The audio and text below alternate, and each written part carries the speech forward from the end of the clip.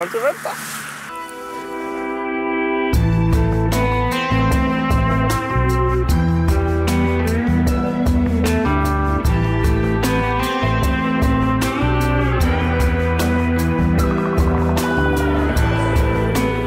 Henrik og Lars S. har lige forladt stationen, da de får en usædvanlig melding.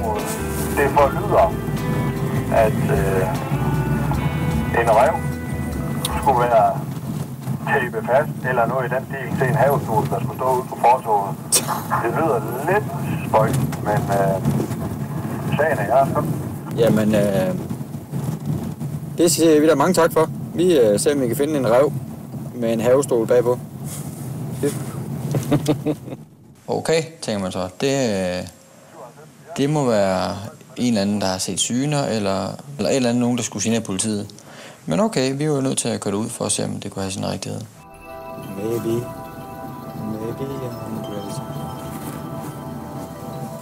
Der er en havestol derhen. Hvad er det? Så ser vi godt nok, der er et eller andet, der kunne ligne, så vi lyser på det, så siger det er saksus med en rev. Og den er faktisk tæppet fast i sådan en lille havestol. En syg tanke, tænker man så. Det kan simpelthen ikke, det kan ikke være rigtigt.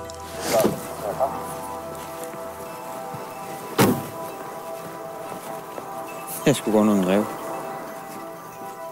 Det var sgu da perverst. Jamen, jeg tænker, det er sygt. Altså, det er simpelthen en syg idé. Jeg prøver lige at ringe på herinde, Henrik. Ja. Dag, det er politiet. Goddag. Dag, bor du her? Nej. Hvem gør det? Det gør... Hvor er han henne? Ja, det er et godt spørgsmål. Det er ikke hoveddøren, der. Det der ude i haven, hvad skal det forestille?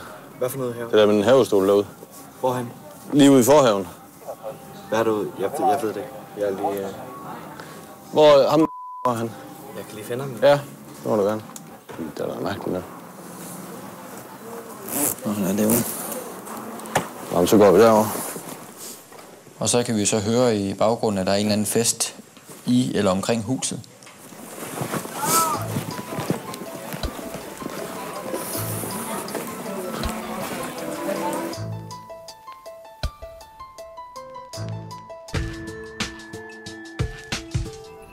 Henrik og Lars S. har fået en melding om en død ræv, der er tæppet fast på en stol i en have.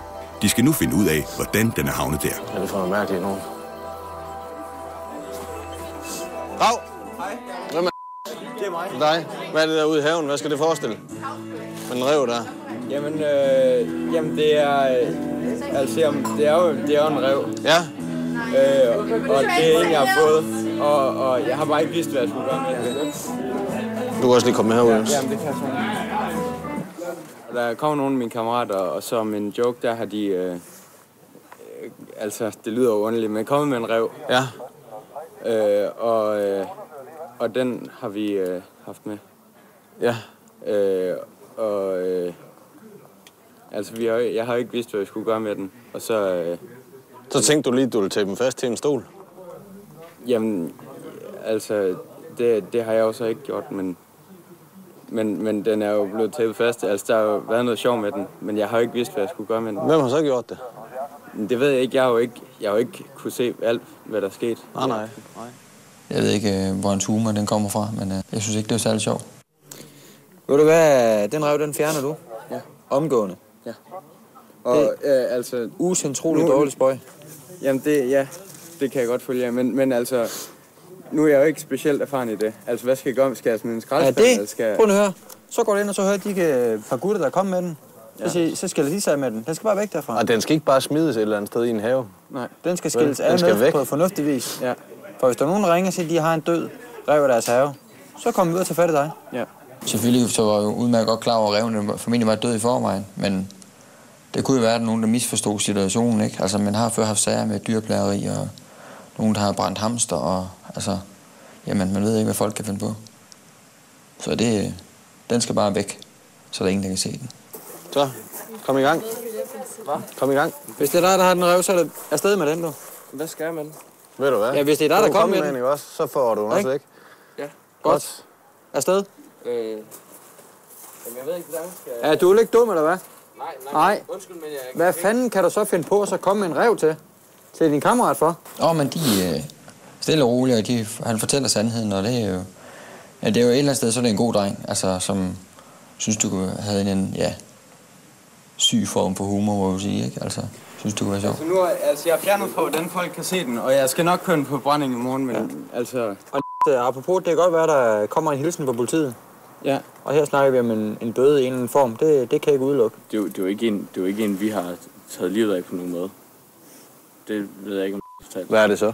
Det var en, vi fandt den i vejkanten. Ja. Og det er selvfølgelig også det uansvarligt. Jamen, det kan folk jo ikke se, når den sidder herude. Nej, det er også klart, men bare så I ikke tror, at det er et rev, der står ihjel eller sådan noget. Regler omkring døde dyr i haven, den kan jeg ikke lide.